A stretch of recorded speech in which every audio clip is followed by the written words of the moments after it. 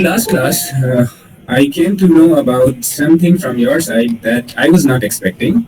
I thought that it was a genuine issue due to the network problem, but I came to know that my voice was going smoothly to all the students. Some of the students wanted to bunk the class, that's why they came up with this issue.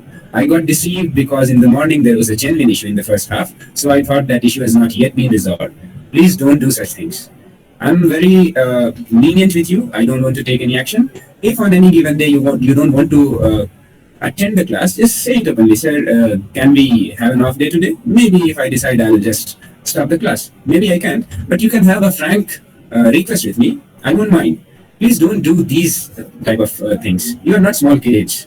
ऐसी हरकत मत किया कीजिए, अच्छा नहीं लगता इस stage में आकर के. Now you are in your graduation course, तो झूठ झूठ बोल करके टीचर को बेवकूफ बना करके इससे कुछ होना जाना है नहीं, ठीक है ना. तो आइंदा से इसका ख्याल रखिएगा. अगर आपको खुशी हो रही हो इस बात की कि सर को हमने बेवकूफ बना दिया, तो ज्यादा खुश होने की जरूरत नहीं है. सर को पता चल गया कि आपने क्या किया है, ठीक है. आइंदा प्लीज ऐसा मत कीजिए, ठीक है. ओके, ठीक है. स्टार्टिंग में इशू था, बाद में रिजॉल्व हो गया. Anyway, irrespective of what happened that day, let's keep that aside and now let's look forward. तो प्लीज आइंदा से इस तरह का काम मत कीजिए. In the last class, we were about to discuss some of the characteristics of an information media and information literate individuals. So, just give me a minute. अभी जो बच्चे एडमिशन लिए हैं तो शायद आप लोगों को भी कहा जा रहा होगा, ऐसे ही दूसरे कोर्सेज में भी है, तो their documents are yet to be verified, so they have to come and produce their document physically. So for that, many of the guardians keep calling us. तो उन्हें एंटरटेन करना पड़ता है, ये हमारी मजबूरी है. तो that's what happened just between the class. Okay. Somebody is saying, sir, can you please send this PPT in a WhatsApp group section B? Yes, this PPT will be shared with everyone in Google Classroom. You can get it from there. Just I'll finish this PPT today and then it will be shared. Don't worry about that.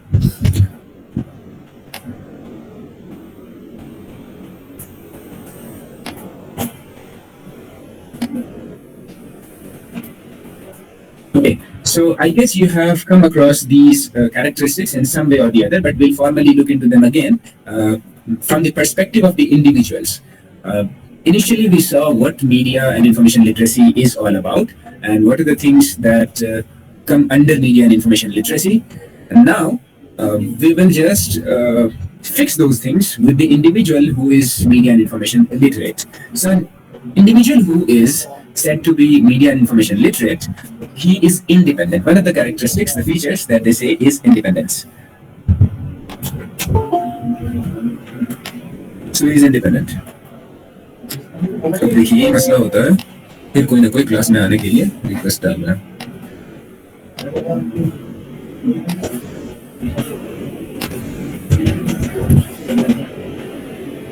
Okay. So what independence means here? Independence means they can independently process digital or printed text of varying complexity. They can discuss and elaborate ideas with others and understand and apply conventions of vocabulary and grammar while applying learning strategies. Independently process. This is the key term here. Independently process means they do not require any second-hand assistance in processing the information that is thrown at them. They can read it, they can understand it, they can interpret it, they can criticize it on their own. They possess the skill, the ability, the competency for this, and in that context, in that sense, they are independent. वो किसी दूसरे पे dependent नहीं है इस काम के लिए. For example, somebody does not know how to read किसी भी लैंग्वेज में, जैसे इंग्लिश से पढ़ना नहीं आता, तो he will be dependent on someone who knows English to understand what is written in English on any piece of paper or any digital copy. So he cannot be said as someone who is independent. So under ideal circumstances, a media and information literate individual should be independent. That means he can on his own read, understand, produce, criticize, interpret the information that he gets. Next is he is knowledgeable.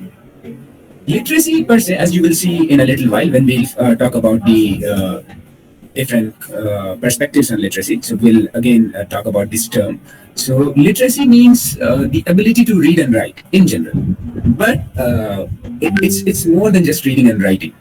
Somebody who just knows how to read or write or put his signature can be technically said to be literate, but in common understanding, we won't consider him literate unless he has gone through some formal education system. And if he has got some education, maybe he's a graduate, he's a postgraduate, he has को simplify करना होगा, चीजों को आसान शब्दों में, easy words में explain करना होगा, कुछ रियल लाइफ से और उन चीजों से जो जिनसे उसका वास्ता पड़ता है, पैरेलल्स ड्रॉ करने होंगे. And then you will explain कि इस चीज का ये मतलब होता है और इसका ये एप्लीकेशन है एंड सो ऑन, जो भी आप बताएंगे. तो आपका अप्रोच जो कम्युनिकेशन का होगा, that will be different in an academic setup, in a corporate world and maybe on a farm. So as the situation demands, your way of communication will have to be adjusted. Responsive का मतलब आप website के बारे में जानते हैं ना? Responsive websites किसे कहते हैं? कोई बताएंगे मुझे? किसी को आइडिया है? What are responsive websites? Anyone? User के नीड के हिसाब से चेंज आना वेबसाइट में. मतलब डेस्कटॉप, टैबलेट और फोन पे मतलब Exactly.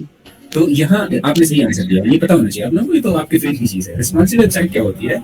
इसका डिजाइन कुछ ऐसा होता है कि सारा कंटेंट एडजस्ट हो जाएगा आपके स्क्रीन साइज के हिसाब से. डिवाइस जो आप यूज कर रहे हैं, एंड्रॉइड यूज कर रहे हैं, वहां पे फोन वाला आ जाएगा. आप टैबलेट यूज कर रहे हैं, उसके हिसाब से हो जाएगा. आप अगर पीसी यूज कर रहे हैं तो उसके हिसाब से एडजस्ट हो जाएगा. ऐसा नहीं होगा कि आपको अजीब सा फील होगा कि ये इस साइज के हिसाब से या इस डिवाइस के हिसाब से नहीं बना है और आपको थोड़ा टेढ़ा मेढ़ा दिखेगा या आधा पोर्शन दिख रहा है, आधा नहीं दिख रहा है. That is responsive. As the situation demands, किस प्लेटफॉर्म पे वो ओपन हो रहा है, कहाँ ओपन हो रहा है, उसके हिसाब से वो एडजस्ट कर लेता है. That is responsive. उसके लिए रिस्पॉन्सिव कोड लिखते हैं, उसका तरीका है. There was a time maybe a few years back जब शायद रिस्पॉन्सिव वेबसाइट्स उतनी नहीं बनती थी, ये नई चीज थी मार्केट में. But now it is very common. आप किसी भी प्लेटफॉर्म पे ओपन करें तो यूजुअली रिस्पॉन्सिव वेबसाइट्स ही आपको मिलेंगी और हर जगह ठीक ठाक खुल जाती है. That's why this term responsive has been used here. As the situation demands, this person who is media and information literate, he should be responsive in the same fashion as these responsive websites are. Then, these individuals, the individuals who are media and information literate, they should be critical with information. Not only do they understand the information being given, but they also critique the content, the delivery, and the processing of data. They subconsciously question the media and give great emphasis on the provided evidence. थोड़ा कुछ गलत लिखा हुआ है यहाँ पे, जिस source से मैंने इस पीपीटी को एक्सट्रैक्ट किया है, तो ग्रामेटिकली कुछ गलती होने का भी है, but I hope you can ignore that. The लिख दिया है दे की जगह और एम्फेसिस की जगह एम्फेसाइज लिख दिया है. Don't worry about that. I hope you understand. तो द पॉइंट इज कि जो इन्फॉर्मेशन आपको सर्व की जा रही है, क्रिटिक का क्या मतलब होता है? नॉट नेसेसरली कि आप उसकी बुराई ही करें. लोग ये समझते हैं क्रिटिसिज्म मींस किसी चीज को बुरा कहना, बट लिटररी कॉन्टेक्स्ट में क्रिटिसिज्म कहते हैं किसी चीज को उसके मेरिट पे तोलना और फिर अपना व्यू देना. तो वो अगर अच्छी चीज है, let's say if that is good, तो आप अप्रिशिएट करेंगे कि इसमें ये खूबी है. सिर्फ खराबी ही नहीं गिनाएंगे, खूबी भी आपको पता होनी चाहिए. और कोई बुराई है तो आप बताएंगे इसमें ये बुरा है. You will be objective in your approach, you will not be biased, you will not be skewed in your approach. तो जो इन्फॉर्मेशन आपको सर्व की जा रही है, आप उसे क्रिटिक कर पाने की पोजीशन में हो. न सिर्फ उस इन्फॉर्मेशन को, बल्कि उसको डिलीवर जिस तरीके से किया गया है. लेट्स से कि एक फैक्ट है, वो अपने आप में ट्रू है, उसमें कोई गलती नहीं है, लेकिन हाफ ट्रूथ के तौर पे प्रेजेंट किया जाता है. उस फैक्ट को डिलीवर करने वाला जो बंदा है, उसके अपने कुछ वेस्टेड इंटरेस्ट है, या डिलीवरी का जो चैनल है, जो मीन्स है, जो मीडियम है, वो ठीक नहीं है. तो इन सब चीजों को भी आप क्रिटिसाइज कर सकते हैं. ये बहुत अच्छा किया तो आप कह सकते हैं yes he is spot on. ठीक है. और फिर जो प्रोसेसिंग हो रही है उस डेटा की, दिया गया कोई इन्फॉर्मेशन ली गई, ठीक है. लेट्स से एक हाइपोथेटिकल सिनेरियो आपको देता हूँ. Let me open the white board to make it convenient to discuss that hypothetical scenario. Size मतलब क्या होता है? See, for example, there is a list of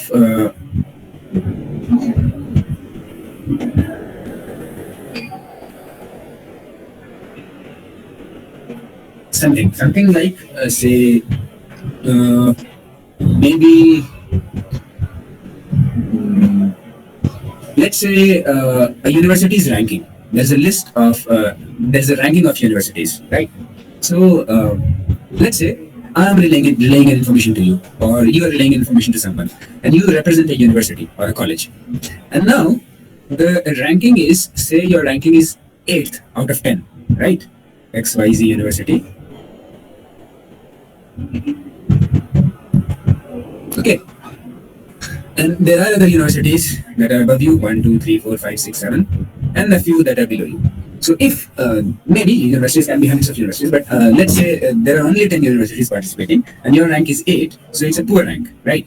But your university happens to be in a state, say any state, let's say UP, Uttar Pradesh. So this is the only university from Uttar Pradesh, or maybe there is another university from Uttar Pradesh that is below this one. Now, what you are doing, instead of saying that your university has 8th rank overall, you will be saying your university is ranked 1 in Uttar Pradesh. So, it is a fact. It's not incorrect. But the way it is being presented can be misleading. Because in Uttar Pradesh, there is no university which is there in top 10 except one that is below yours. And your rank is already very poor. But because you want to give an impression to the audience that you are the best in the field, you will say it is the top ranked university in Uttar Pradesh. Does it make sense? No. Does it represent a fact? Yes. Right? So that is important. There is a data. What is the data? This is indeed, this university indeed is the first ranked university in Uttar Pradesh. But is the processing of this data appropriate? No. Because what they want you to believe is something that you don't want to know. You want to know the overall ranking and the exact condition of the university, which is very poor because it is ranked 8th rather than ranked 1. But in a certain state, maybe because of the educational infrastructure in that particular state, any state, maybe UP, maybe Bihar, maybe Madhya Pradesh, maybe Andhra Pradesh, Telangana, anywhere. So because the educational infrastructure is not so good, so no university has performed well. तो अंधों में काना राजा वाली बात है, तो आप बहुत खुश हो गए. But the fact is कि काना तो काना है, एक आंख तो उसका भी नहीं है, तो दो आंख वालों से उसका क्या मुकाबला? तो that is what is important. You should be able to critique the content, the delivery, and the processing of the data. Data है, लेकिन उसको कैसे प्रोसेस कर रहे हैं, कैसे इंटरप्रेट कर रहे हैं, इन सबको आप ठीक से समझ सकें और उसको क्रिटिक कर सकें. And then this is increasingly becoming important now. पहले शायद इतना नहीं था, but अब हर चीज टेक्नोलॉजी से जुड़ती जा रही है. So a person cannot be truly media and information literate unless he is tech savvy. अगर ऐसा नहीं होगा तो फिर वो लेटेस्ट टेक्नोलॉजीज का यूज नहीं कर सकता है, वो सही इंफॉर्मेशन एक्सेस करने में उसे दिक्कत होगी, कई बार फेक न्यूज का भी वो शिकार होगा. लेट्स से एक इमेज सर्कुलेट की गई, उस इमेज में कुछ बात लिखी हुई है और वो लिखी हुई बात को उसने मान लिया. थोड़ा सा काम करना है उसे, रिवर्स इमेज सर्च करना है, उसको पता चल जाएगा कि ये इमेज आज की नहीं, आज से 10 साल पहले की और किसी और नाम भी से चिपका दिया गया है. ठीक है, तो ये सब कर पाने के लिए जरा सा उसे टेक से भी बनना पड़ेगा. उसे मालूम होना चाहिए कि कौन सी टेक्नोलॉजीज मार्केट में एग्जिस्ट करती हैं जिनका वो यूज कर सकता है. कोई गलत सलत न्यूज किसी ने शेयर कर दी, फैक्ट चेकिंग वेबसाइट्स हैं जो कि उसको डिसेक्ट करते हैं और बताते हैं कि इसमें क्या गलत है, क्या सही है, कितना परसेंट सही है. उसे मालूम होना चाहिए कि हम इसे फैक्ट चेक कैसे कर सकते हैं. ठीक है, और इन जनरल ऑफ कोर्स उसे कोई इन्फॉर्मेशन चाहिए तो कहाँ से मिल सकती है, क्या न्यूज़ पेपर खरीद के ही से मिल सकता है या ऑनलाइन न्यूज़ पोर्टल से भी मिल सकता है, क्या वो इन्फॉर्मेशन किसी व्हाट्सएप सोर्स से भी ले सकता है, किसी ऐप से भी ले सकता है या नहीं, इन्फॉर्मेशन उसे शेयर करनी है, रिले करना है, एक न्यूज़ आर्टिकल उसने पढ़ा, उसमें एक शेयर का बटन होता है, उससे वो शेयर कर सकता है, किसी को भी भेज सकता है, उसके लिए उसे फोटोग्राफ लेकर के पेपर कटिंग करके भेजने की जरूरत नहीं है. तो he should be having some idea of the technologies that are in place that he can make use of while getting the information, processing them, and relaying them. Then he should be considerate. Being considerate means you acknowledge that there can be some differences. All the people cannot agree on any specific idea. It is bound to happen. In any live society, debates will take place. People will differ with one another. So you should acknowledge that difference. You should respect others' perspectives, their cultures. They may not always be the same. You expect everyone to be alike, then they won't remain humans. फिर आपने robot बना दिया sir. उनके religions अलग हैं, उनके cultures अलग हैं, उनका खाने पीने का तरीका अलग है, उनकी बातचीत का तरीका अलग है, उनके लैंग्वेजेस डिफरेंट हैं और उनके फाइनेंशियल बैकग्राउंड्स डिफरेंट हैं. तो ये सारी चीज़ें उनके आइडियाज़ में रिफ्लेक्ट होती हैं. Many a times, what you think from your classroom or your air-conditioned rooms may not exactly be the thinking of someone who is working hard in the sun and the rain. जो धूप में बारिश में मेहनत कर रहा है, वहाँ से वो जो सोच रहा है और आप एक कोजी चैम्बर में बैठ करके जो सोच रहे हैं, उसमें डिफरेंस हो सकता है. Acknowledge that. Many a times interest हमारे डिफरेंट हो सकते हैं. मिडिल क्लास पीपल के इंटरेस्ट डिफरेंट होंगे, रिच क्लास के इंटरेस्ट डिफरेंट होंगे, और जो फाइनेंशियली वीकर बैकग्राउंड से आएंगे, डाउन ट्रॉडन सेक्शन से होंगे, उनके इंटरेस्ट डिफरेंट होंगे. तो ये क्लैश हो सकता है. Respect others perspectives. We can differ but we should differ with respect. एक दूसरे को बिल्कुल कास्ट कर देना कि ये कोई और है, ये दूसरा है, ये दुश्मन है, ऐसा नहीं होना चाहिए, ठीक है? तो a person who is truly media and information literate is considerate. So to sum it up, these are the qualities that a person who is media and information literate possesses. He is independent, he has the content knowledge, he is responsive, he is critical with the information, and he is tech savvy, and he is considerate with others. Okay, so with this, these slides are over. I'll be sharing these slides with you, don't worry. Now, let's come to something away from the slide.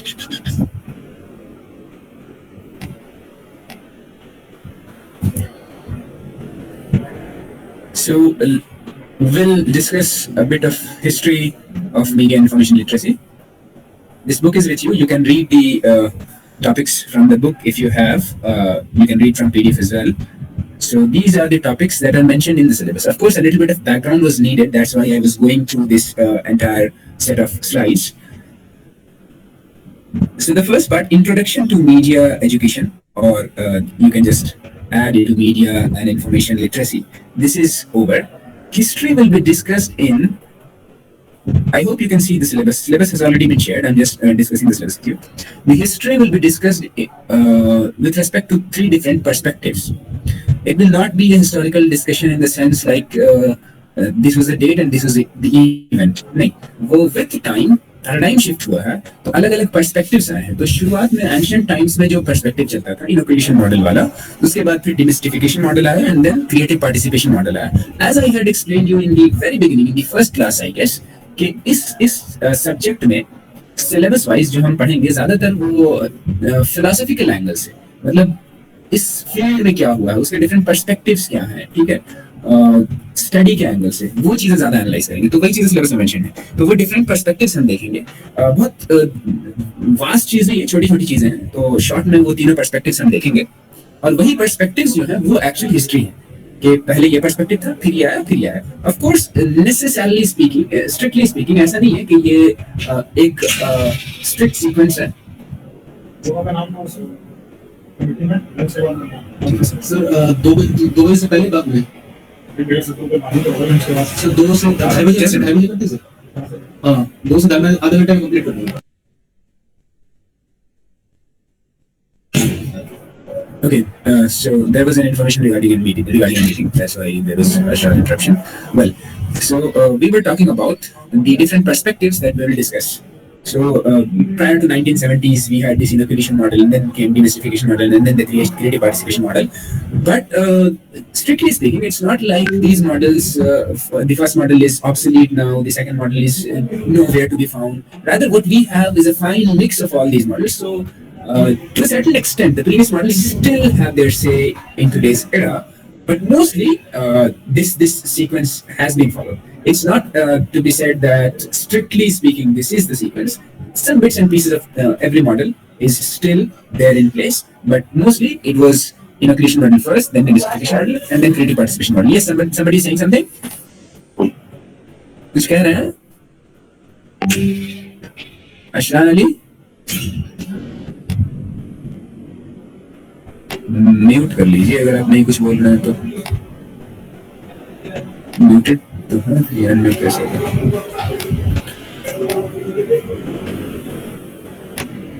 Okay, so let's before we jump into that history, let's come to the definition, the literal meaning of literacy. As I told you कि थोड़ी देर में हम देखेंगे. अब आप बताइए literacy किसे कहते हैं?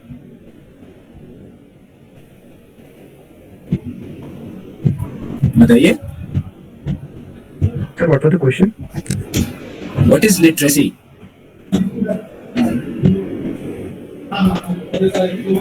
साक्षरता क्या है शुद्ध हिंदी में? Sir, knowledge about something. Knowledge about something.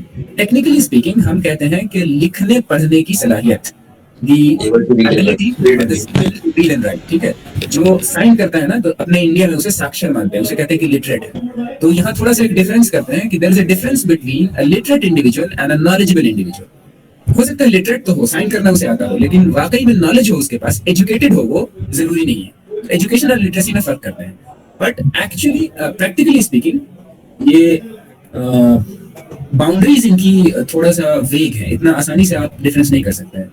Literate सही मायने में वही होगा जो किसी न किसी डिग्री में एजुकेटेड भी हो, नॉलेजेबल भी हो, ठीक है। तो इसीलिए पहली चीज ध्यान में रखिएगा, जो भी मैं बता रहा हूँ अब, ठीक है, आपको बुक में पढ़ने को मिल जाएगा इससे रिलेटेड, बट आप अगर अपने नोट्स बनाना चाहते हो तो रनिंग नोट्स लिखते रहिएगा। ये पॉइंट्स इंपॉर्टेंट है, इनके बारे में पूछा जा सकता है। तो लिटरेसी के बारे में ध्यान रखिएगा कि it is a relative term, subjective term. Relative या सब्जेक्टिव का क्या मतलब होता है? It varies from person to person, context to context इसका मीनिंग बदलेगा। कोई एक हार्ड एंड फास्ट डेफिनेशन आप नहीं अटैच कर सकते हैं इसके साथ, ठीक है। तो क्लासिकल डेफिनेशन जो इसकी होती है वो क्या कहते हैं? Literacy is the ability to read and write. Read and write, ठीक है, इस चीज को लिटरेसी कहते हैं। लेकिन इसमें कुछ और ऐड करने की जरूरत है, इतना से काम नहीं चलेगा, ठीक है। तो थोड़ा बहुत मास्टरी होनी चाहिए ऑन द सब्जेक्ट जिस फील्ड की बात कर रहे हैं, ठीक है। या इन अदर वर्ड्स आप कहें थोड़ा कंपिटेंसी होनी चाहिए। इनकम्पिटेंट इंडिविजुअल को, जो बस अपना साइन कर लेता हो, अपना नाम लिख लेता हो, उसको ट्रूली लिटरेट नहीं कहेंगे। लिटरेसी सही मानों में तभी आएगी जब इसके साथ ये चीज भी जुड़ जाए। ऑफ कोर्स लिखना पढ़ना तो आना ही चाहिए। एक बंदा बहुत इंटेलिजेंट है, लिखना पढ़ना नहीं जानता है, तो लिटरेट कहना मुश्किल है, क्योंकि वो फिर कन्वे नहीं कर पाएगा, एक्सप्रेस नहीं कर पाएगा अपनी बातों को लिख पढ़ करके। तो दैट इज लिटरेसी। इसके अलावा और कुछ ऐड कर लीजिए, ठीक है। लिटरेसी में क्या होता है कि जो भी पर्सन है जिसे आप लिटरेट कहते हैं, कुछ ना कुछ फॉर्मली एजुकेशन उसे मिला हुआ हो, ठीक है। तो प्लस सम काइंड ऑफ, एक मिनट, फॉर्मल एजुकेशन उसे होनी चाहिए, ठीक है। स्कूलिंग की हो, कॉलेज गया हो, यूनिवर्सिटी गया हो। एक्सेप्शंस में एग्जिस्ट, कोई बंदा ऐसा होता है जो जनरली ऐसा नहीं करता है, फिर भी सीख ले सब कुछ, घर बैठे स्कॉलर बन जाए। But generally speaking formal education कुछ ना कुछ उसके पास होनी चाहिए। अगर एजुकेशन नहीं है तो बहुत डिफिकल्ट होगा कि आप कहें कि इस बंदे के अंदर लिटरेसी है या ये लिटरेट पर्सन, ठीक है। तो लिटरेसी के टर्म को समझने के लिए ये बातें आप ध्यान में रखिएगा। पहली चीज, it is a relative or subjective term. That means there cannot be a hard and fast definition. It will vary from person to person, place to place, age to age, era to era. ठीक है। और अपने fundamental conventional sense में literacy कहते हैं reading and writing ability को, but general understanding में, practically speaking, literacy में और भी कुछ चीजें शामिल होती हैं जिनमें सब्जेक्ट की मास्टरी या उससे रिलेटेड कॉम्पिटेंसी है और some form of a formal education as well. तब हम कहेंगे कि लिटरेसी आ गई किसी के अंदर। तो दैट वाज अबाउट लिटरेसी। इसके बाद हम बात करेंगे पर्सपेक्टिव्स की, डिफरेंट पर्सपेक्टिव्स।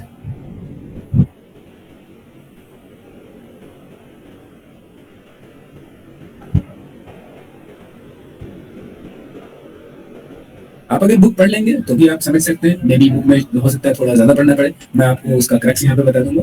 आप बुक को अगर नहीं भी रेफर करते हैं तो ये मेरी जिम्मेदारी है, मैं आपको पढ़ा रहा हूँ और जितना पढ़ा रहा हूँ that is more than sufficient. यही चीजें आपको किताब में लिखी हुई मिलेंगी। आप क्लास में अगर ध्यान देते हैं, if you concentrate properly, and then as and when needed, जहाँ जहाँ जरूरत पड़े आप लिखते चलें, because I will not be supplying any complimentary notes, maybe handwritten or electronic version, no, कुछ भी नहीं मिलेगा आपको। जो क्लास में पढ़ाया जा रहा है आप नोटबुक लेके बैठिए, रनिंग नोट्स बनाते रहिए, ठीक है। और इसको आप एक बार पलट के देख लीजिएगा, that will be sufficient for you, ठीक है। पर्सपेक्टिव्स में 3 तरह के पर्सपेक्टिव्स होते हैं जिनकी अभी मैं बात कर रहा था, जो लिखे हुए हैं आपके सिलेबस में भी। तो let's talk about the first perspective first. इसे कहते हैं the protectionist.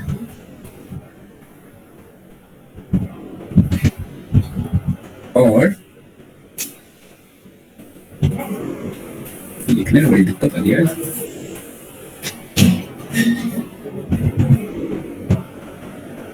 Inoculation model.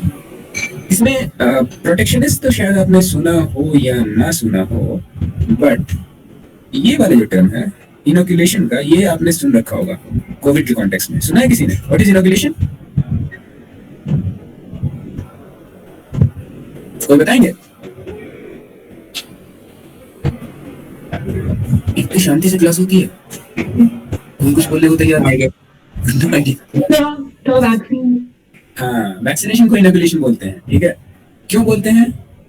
Vaccine का आइडिया क्या है? द आइडिया इज कि वैक्सीन के जरिए से आपकी बॉडी में वायरस या उस वायरस का कोई आरएनए स्ट्रैंड, नई टेक्नोलॉजी है भाई जो चल रही है, वो आपकी बॉडी में डालते हैं, वायरस डालते हैं, या तो वो लाइव वायरस होता है, एटेन्यूएटेड होता है, उसको थोड़ा वीक कर देते हैं थियोरेटिकली स्पीकिंग, ताकि आपको कोई नुकसान नहीं पहुंचा सके।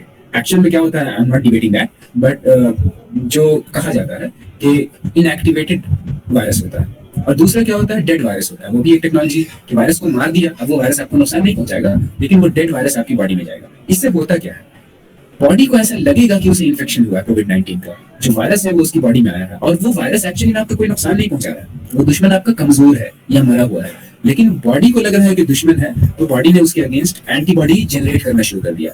And the moment antibodies get generated, you are protected theoretically speaking, क्योंकि आपके पास अब वो प्रोटेक्शन के लिए सोल्जर्स हैं, एंटीबॉडीज हैं, जो फॉरेन इन्वेजन से आपको बचाएंगे। तो अभी तो चूंकि वो डेड वायरस था, आपका वैसे भी कुछ नहीं बिगाड़ रहा, एंटीबॉडीज बन गई। Now those antibody will remain in your body may be for 6 months और 10 months और मोर देन अ ईयर और इवन बियॉन्ड, अलग अलग स्टडीज, ठीक है। तो इतने दिनों तक, या कुछ एंटीबॉडीज अगर बहुत स्ट्रांग हुई तो लाइफ लॉन्ग चलती हैं, तो तब तक अगर नया वायरस जो लाइव वायरस है वो आता है, तो उसके अटैक को ब्लंट किया जा सकता है, because now you possess the antibodies. तो हुआ क्या, आपकी बॉडी को प्रोटेक्ट करने के लिए ये मैकेनिज्म यूज किया गया, तो इसे कहते हैं इनोक्यूलेशन। अब यहाँ इनोक्यूलेशन मॉडल क्यों बोलते हैं या प्रोटेक्शनिस्ट अप्रोच क्यों कहते हैं, रीजन ये है, ये फिलोसॉफिकल एंगल से हम एनालाइज कर रहे हैं। जो भी इंफॉर्मेशन है किसी भी मीडिया से आप तक पहुंचती है, तो कन्वेंशनली पुराने जमाने में इसको बहुत ही मतलब टर्म होता है, let me recall that, speculative अंदाज में थोड़ा सा झिझक के साथ देखा जाता था कि इसका नेगेटिव इम्पैक्ट पड़ेगा। कोई भी इंफॉर्मेशन जो पब्लिक तक पहुंचेगी, इन जनरल उसे नेगेटिव माना जाता था कि मास मीडिया के जरिए से, न्यूज़पेपर्स के जरिए से, न्यूज़पेपर्स का तो चलन बाद में हुआ, बट उस टाइम में जो भी इंफॉर्मेशन को जनरली आम करना अच्छा नहीं समझा जाता, उससे हार्म होगा, नुकसान होगा। इंफॉर्मेशन सिर्फ उन्हीं लोगों तक पहुंचे जो एबल है उसको प्रोसेस करने के, या जिनके लिए वो रिक्वायर्ड है। इन जनरल इसे खराब समझा जाता था। इसका या तो डायरेक्टली इंसान की साइकी पे बुरा असर पड़ेगा, या नहीं तो as a result of receiving that information he और she will take certain steps which will be harmful for him और हर, और may be for the society at large. तो इसीलिए उन लोगों को बचाना चाहिए इससे। उन तक या तो इन्फॉर्मेशन पहुंचे नहीं, या पहुंचे तो फिर क्या किया जाए कि वो बच जाए। तो आइडिया सेम था, जैसे वैक्सीनेशन करके आपको वायरस से बचाया जाता है, तो मीडिया इंफॉर्मेशन को वायरस समझा जाता था। मतलब वायरस का कॉन्सेप्ट तब था नहीं था, अलग बात है, 1970s से पहले की बात है, एंशिएंट टाइम से लेके 70s तक, 60-70s तक ऐसा चलता था। तो लोगों को इंफॉर्मेशन से बचाने की कोशिश होती थी, इसीलिए इसे प्रोटेक्शनिस्ट अप्रोच कहते हैं या इनोक्यूलेशन मॉडल कहते हैं। The idea was to protect the people, protect the masses from media information, ठीक है, क्योंकि इन जनरल ये परसेप्शन था कि ये चीजें बुरी होती हैं, ये अच्छी नहीं होती हैं, ठीक है। तो इसमें 2 असर्शंस हैं जो आप ध्यान में रखिएगा, जिस पे बेस्ड है ये मॉडल। पहला असर्शन क्या है कि मीडिया या technology, this can have a negative impact on individual, या उस इंडिविजुअल के एक्शन लेने की वजह से कुछ नेगेटिव हो सकता है। और बी, सेकंड पॉइंट है कि there are various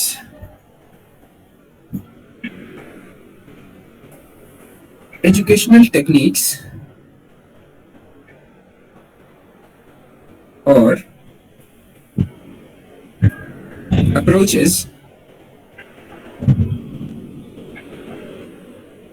that can reduce the negative impact। मतलब इसको याद रखने के लिए आसान से ये समझिएगा, पहला पॉइंट जो है, मीडिया और technology can have a negative impact. तो ये समझिए कोविड-19 virus can have a negative impact, मालूम है आपको, तो वायरस की तरह समझ लीजिए इसे। पॉइंट बी, कुछ एजुकेशनल टेक्निक्स एंड अप्रोचेस हैं, तो वैसे ही आपके पास कुछ मेडिकल टेक्निक्स एंड अप्रोचेस हैं। फॉर एग्जांपल वो कहते हैं मास्क अप, यूज सैनिटाइजर्स, ठीक है, गेट वैक्सीनेटेड। तो इन टेक्नोलॉजीज को, इन टेक्निक्स को यूज करके उस नेगेटिव इम्पैक्ट को रिड्यूस किया जा सकता है। पूरी तरह से खत्म करना तो शायद नामुमकिन है, बट रिड्यूस कर सकते हैं। तो वैसे ही यहाँ भी कुछ ऐसी एजुकेशनल टेक्निक्स हैं, कुछ अप्रोचेस हैं, जिन्हें यूज करके, जिन्हें एम्प्लॉय करके हम इसके नेगेटिव इम्पैक्ट को रिड्यूस कर सकते हैं। तो आज हम फर्स्ट पर्सपेक्टिव तक ही रहने देते हैं। In the next class we will move on to the second and third perspective. If you have any query, any confusion, please feel free to ask, otherwise we'll stop now। समझ में आ रहा है ना, कोई दिक्कत तो नहीं, ऐसी कोई मुश्किल चीज है नहीं sir. So let's stop here and just wait a minute, after I say you will start marking your attendance, wait for a while।